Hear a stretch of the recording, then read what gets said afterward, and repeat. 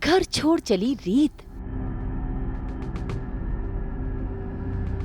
रीत राघव का हुआ मिलन।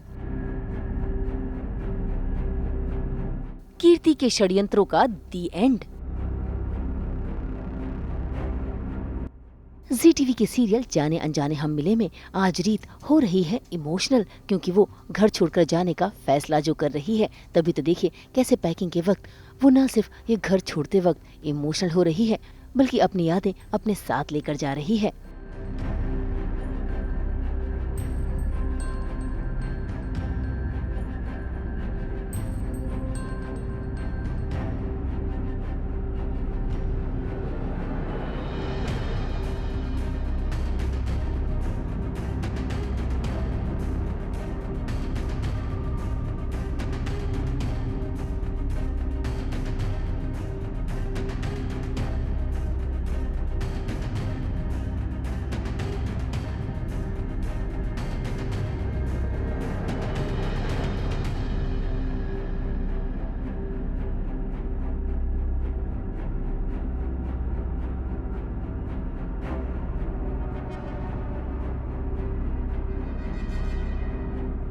बुआ जी यही सोचती है कि मैं कीर्ति को समझाऊंगी, वो ये करेगी, लेकिन वो भी अलग अपना दिमाग लगाती है बहुत बार, जिसकी वजह से बहुत सारी चीज़ें जो बुआ जी ने प्लान की है वो शायद ख़राब भी हो सकती है।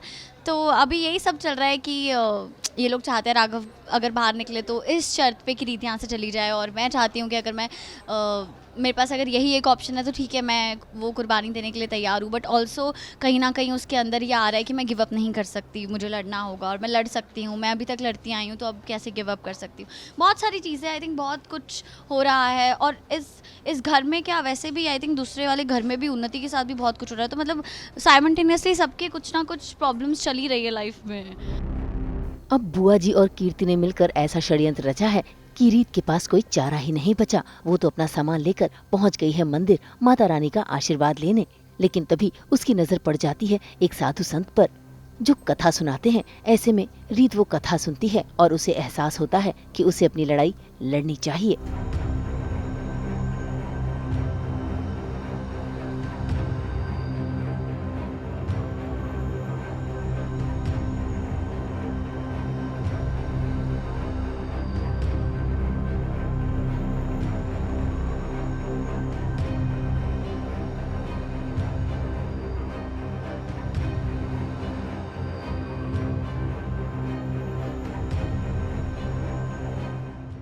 तभी आता है कहानी में ट्विस्ट। मंदिर पहुंच जाता है रीत का भाई ध्रुव, जो देता है अपनी बहन का साथ, और अपने भाई का साथ पाकर रीत खुश है और अब उसके इरादे भी बुलंद हैं।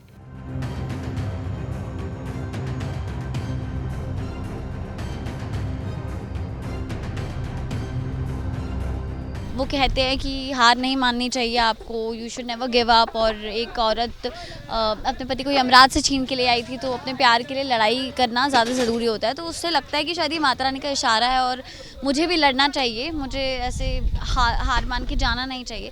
तो फिर वो एक प्लान बनाती है विराज के साथ मिलके कि वो किस तरह से कीर्ति को एक्सपोज कर सकती है, क्योंकि कीर्ति बहुत शातिर हो गई है अभी, वो बहुत अलर्ट रहती है। तो ऐसा कुछ करना पड़ेगा जिससे हम उसे ईजिली पुलिस स्टेशन ला सके। तो विराज और मैंने कुछ प्लान बनाया ना, आई होप वो काम करे और फिर हम राघव को फाइनली बेगुनाह साबित कर पाए। हाँ, so Dhruv is also part of the plan. Dhruv actually जो मैंने डिवोर्स पेपर साइन कर दिए, जो ज़बरदस्ती कीर्ति ने मुझसे करवाए, वो कोर्ट में फाइल ना हो, इसलिए मैंने ध्रुव को वहाँ भेजा है कि you have to stop them, तुम्हें रोकना होगा वहाँ जाके उन्हें। तो ध्रुव अभी वो काम कर रहा है, मैं ये काम कर रही हूँ। तो आई थिंक लोग आसपास है कुछ, जो विराज है, ध्रुव है, तो साथ होगा तो शायद मिलके हम लोग कर भी ले जो हम प्लान कर रहे हैं। और राघव के अपने प्लान्स है, वो तो जेल से बाहर आ गया कुछ करने के लिए तो वो अपने प्लान्स कर रहा है। तो लेट्स सी क्या होता है, आगे पता चलेगा। भाई रीत ने तो अपना इरादा पक्का कर लिया है। तभी तो देखिए कैसे फिर से वो माता रानी के चरणों के पास पहुंच जाती है, हाथ में जोत जगाकर प्रण लेती है कि वो अपनी लड़ाई लड़कर ही रहेगी, और साथ ही लेती है माता रानी का आशीर्वाद भी।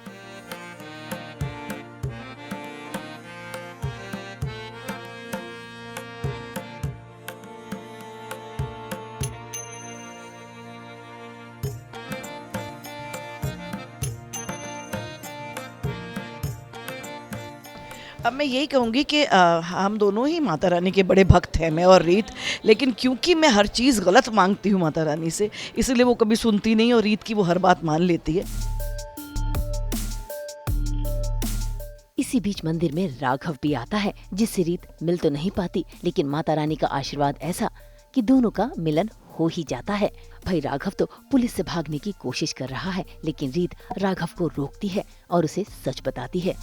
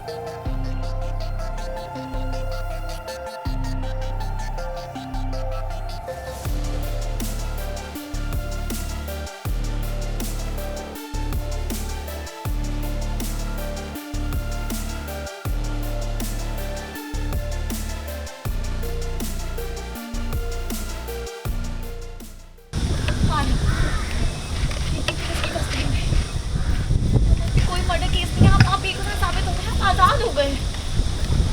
इसका मतलब सच में जिंदा है। तारक वो छुपी हुई थी और मैं तब से उसे ढूंढने की कोशिश कर रही थी, लेकिन अब फाइनली मैं उसे सबके सामने ले आई। आपके ऊपर जो भी केस था वो सब हट चुका है। अब ये सब करने की जरूरत नहीं है। और पहली बात तो आप ये करने के लिए माने भी कैसे?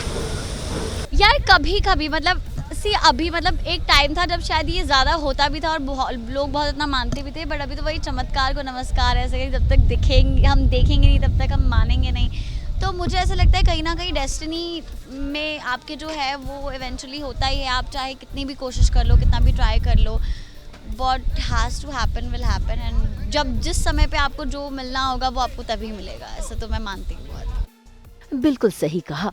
अब तो रीत को राघव में मिल गया है और कीर्ति के खिलाफ सबूत भी, क्योंकि रीत का दोस्त विराज जो रीत के साथ है।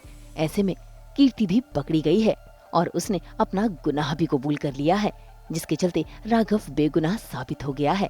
यानी कि रीत ने अपनी जंग जीत ली है। लेकिन रीत का असली दुश्मन तो अब भी बाहर है, यानी कि बुआ जी। देखना होगा अब बुआ जी कौन सा नया षड्यंत्र रचेंगी। मुंबई से शीतल कावा के साथ ब्यूरो रिपोर्ट।